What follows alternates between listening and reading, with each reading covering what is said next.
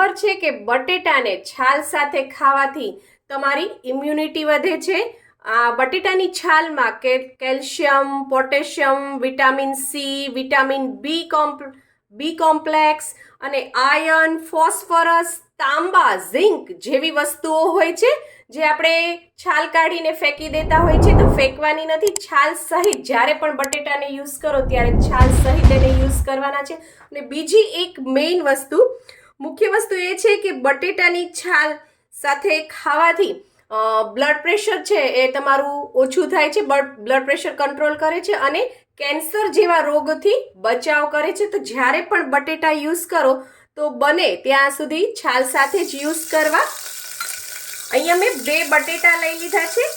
હું છું પૂનમ કવા અને સ્વાગત છે તમારું પૂનમ્સ ફ્લેવર કિચનમાં. આજે હું તમને બનાવતા શીખવાડીશ છાલવાળા બટેટાનું શાક. એના માટે મેં અહીંયા 2 મીડિયમ સાઇઝના બટેટા લઈ લીધા છે.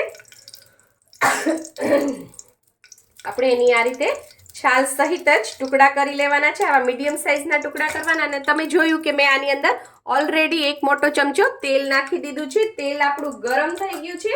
હવે આપણે એની અંદર નાખીશું રાઈ. નાની ચમચી જેટલી રાઈ નાખી છે. આ શાક છે ખૂબ જ જલ્દી બની જશે. પરાઠા અને પૂરી સાથે ખૂબ જ ટેસ્ટી લાગશે અને એકદમ હોટેલ ધાબામાં ખાતા હોય એવો ટેસ્ટ આવશે. ઘણીવાર છે કુકરમાં બનેલી શાક સબ્જી બધાને ભાવતા નથી હોતા, પણ આ શાક એકવાર જરૂરથી ટ્રાય કરજો. ખૂબ જ ટેસ્ટી લાગશે. અને તમારે ક્યારેક મોડું થયું હોય ત્યારે તો આ બેસ્ટ ઓપ્શન છે. હું તો આ જ શાક બનાવી નાખું ને સાથે પરોઠા અથવા પૂરી, બધાને મજા પણ પડી જાય અને આપણું કામ જલ્દીથી થઈ જાય. હવે આની અંદર નાખી છે ચપટી હિંગ, અડધી ચમચી હળદર. રાઈ હજી ફૂટે છે, આપણે એને ફૂટી જવા દઈએ કારણ કે કાચો રાઈનો ટેસ્ટ ખૂબ જ ખરાબ આવતો હોય છે. અને આપણે ત્યારબાદ એની અંદર બટેટા નાખી દઈશું. અને જ્યારે પણ છાલવાળા બટેટાનો યુઝ કરો ત્યારે બટેટા છે એને ધોઈને ખૂબ જ સરસ ધોવાના, ત્યારબાદ યુઝ કરવાનું. કારણ કે છે બટેટાને સ્ટોર કરવા માટે એ લોકો ખૂબ જ દવાઓ છાંટતા હોય છે, એના લીધે.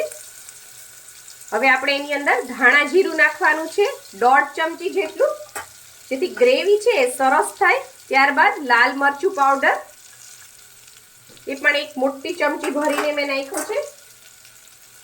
ત્યારબાદ આપણે એની અંદર મીઠું નાખીશું સ્વાદ પ્રમાણે. હું અહીંયા અડધી નાની ચમચી જેટલું નાખું છું અને એને સરસ મિક્સ કરી દઈએ.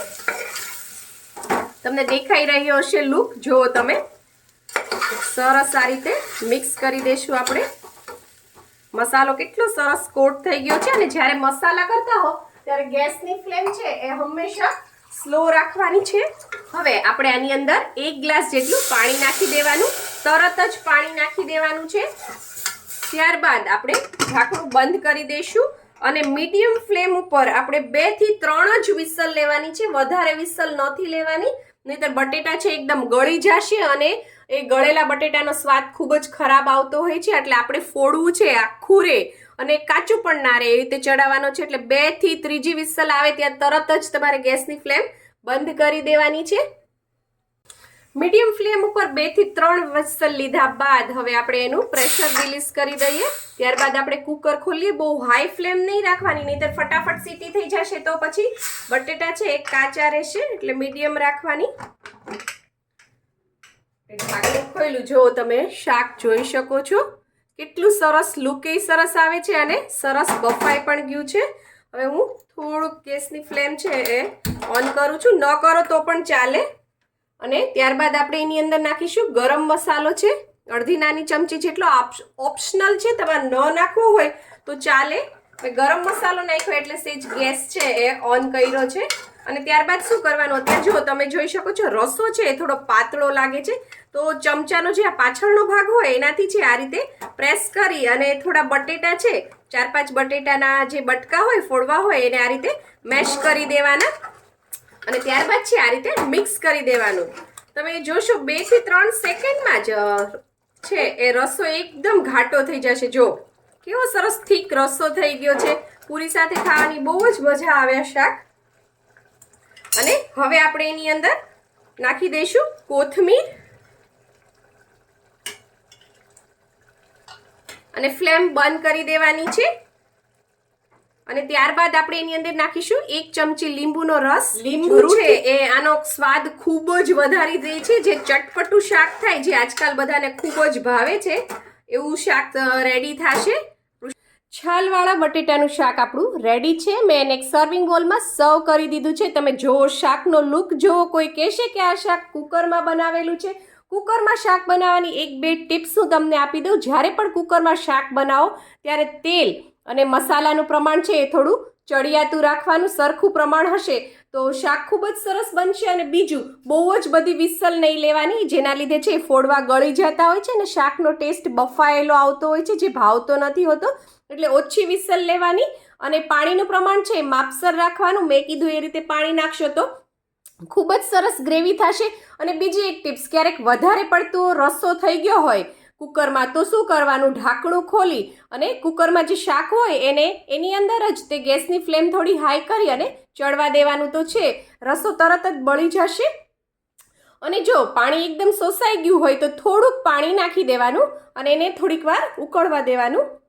તો ખૂબ જ સરસ રસો કે ગ્રેવી રેડી થઈ જશે. બાજુમાં તમને જે આ શાક દેખાઈ રહ્યું છે એ છે ગાજર, વટાણા અને ટમેટાનું શાક. એની રેસીપી જોવી હોય તો એ પણ મારી ચેનલ ઉપર અવેલેબલ છે. જો તમને મારી આ રેસીપી પસંદ આવી હોય તો લાઇક, શેર, કોમેન્ટ કરો. પ્લીઝ મારી ચેનલને સબસ્ક્રાઈબ કરો. અને હા, બેલ આઇકન દબાવવાનું ના ભૂલશો, જેથી આવી જ સરસ મજાની વાનગીઓ તમારા સુધી પહોંચતી રહે. Thank you. આવજો.